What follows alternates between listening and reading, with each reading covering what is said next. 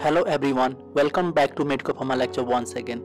This is a small discussion regarding reaction involved in sulfate limit test. Okay, so it's very important for examination point of view. So sometimes the question will come like write the reaction involved in sulfate limit test.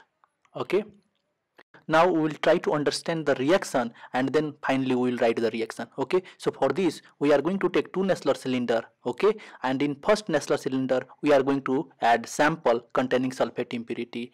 After that we are going to add barium chloride to the same Nessler cylinder. Okay, and we are also going to add dilute hydrochloric acid. Okay, so the sulfate impurity present in sample will react with barium chloride to produce barium sulfate BaSO4 plus 2 chloride ion. This barium sulfate will produce turbidity and is called as sample turbidity. Similarly, a specific amount of a standard potassium sulfate solution will be added to the another Nessler cylinder. Okay, and in same we are also going to add barium chloride as well as dilute hydrochloric acid in same quantity.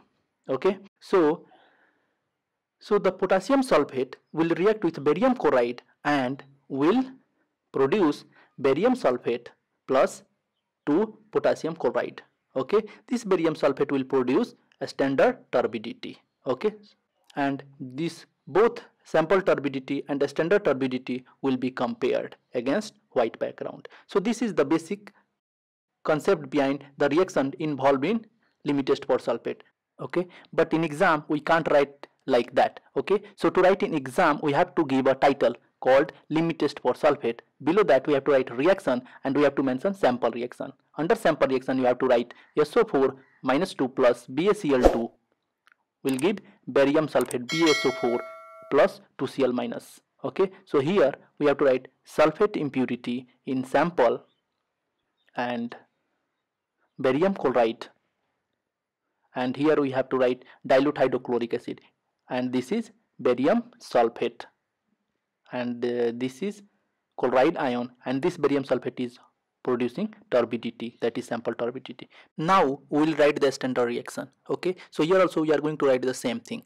So K2SO4 plus barium chloride BaCl2 will give BaSO4 plus 2KCl. Okay, and we are going to write the name in words, that is potassium sulfate, this is barium chloride, here there will be dilute hydrochloric acid, this is barium sulfate,